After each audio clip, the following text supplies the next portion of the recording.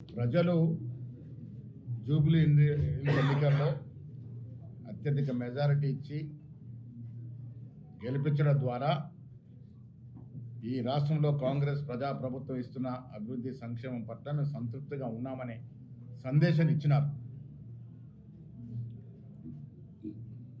ముఖ్యమంత్రి రేవంత్ రెడ్డి గారు, ఉప ముఖ్యమంత్రి బట్టి విక్రమార్క గారు,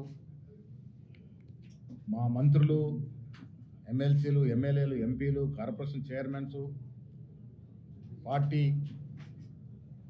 ఆఫీస్ బేరర్స్, ప్రతి కార్యకర్త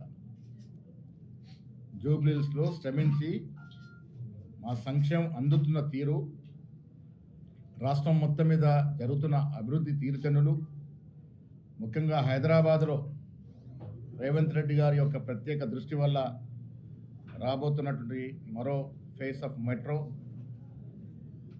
మూసీ సుందరీకరణ అయింది. సంవత్సరం క్రితం సికింద్రాబాద్ కంటోన్మెంట్, ఇవాళ జూబ్లీహిల్స్ రెండు కూడా కాంగ్రెస్ పార్టీకి పట్టం కట్టి ఈ రాష్ట్రంలో జరుగుతున్నటువంటి కాంగ్రెస్ పార్టీ ప్రజాపాలన బేసిక్గా ఉందని చెప్పకనే చెప్పినారు.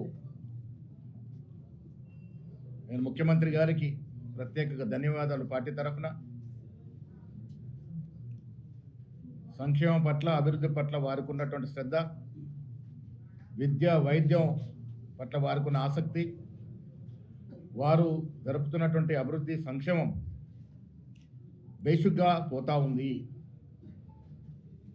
ఇవాళ జూబ్లీస్ ఎన్నిక రేపు హైదరాబాద్లో జరగబోయే జిహెచ్ఎంసీ కార్పొరేషన్ జరిగే ఎన్నికకి విజయానికి నాంది.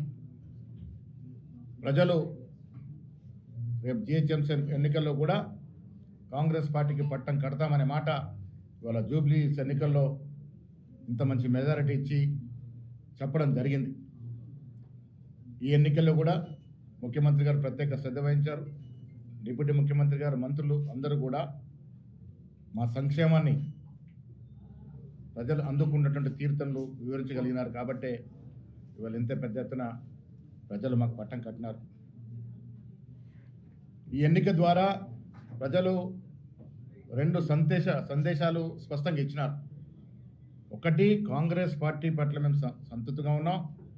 వచ్చే 3 ఏళ్లే కాదు, మళ్ళీ వచ్చే ఎన్నికల్లో కూడా కాంగ్రెస్ పార్టీ కనీసం 100 సీట్ల పైగా గెలుస్తుందనేటువంటి మేము చెప్తూ వస్తున్న దానికి బలం చేకూర్చింది. అలా ఆనాడు కంటోన్మెంట్ ఎన్నిక కానీ, వాళ్ళ జూబ్లీహిల్స్ ఎన్నిక కానీ కాంగ్రెస్ అభ్యర్థి గెలిచినారంటే ప్రజలు ముఖ్యమంత్రి పట్ల, కాంగ్రెస్ ప్రభుత్వం ఇస్తున్నటువంటి సంక్షేమం పట్ల సంతృప్తిగా ఉన్నారనే మాట స్పష్టమైంది. రెండో సందేశం వాళ్ళ జూబ్లీ ఎన్నికల్లో ప్రజలు ఇచ్చింది, బీఆర్ఎస్ పార్టీకి సెలవు చెప్పినారు. పార్లమెంట్ ఎన్నికల్లో వారికి 0 సీట్లు ఇచ్చినప్పుడే బీఆర్ఎస్ పార్టీకి ఈ రాష్ట్రంలో ఇంకా భవిష్యత్తు లేదు అన్నట్టు మాట చెప్పడం జరిగింది. ఇవాళ కూడా జూబ్లీ ఎన్నికల్లో వారు సిట్టింగ్ సీటు ఓడిపోయినారంటే బీఆర్ఎస్ పార్టీకి ఈ రాష్ట్రంలో స్థానము లేదు అని మరొక సందేశాన్ని కూడా ఇవాళ ప్రజలు, జూబ్లీస్ ప్రజలు ఇచ్చిన తీర్పు ద్వారా అర్థమవుతా ఉంది. ముఖ్యమంత్రి గారు ఇటీవల చెప్పినారు, బీఆర్ఎస్ పార్టీకి గతమే కానీ భవిష్యత్తు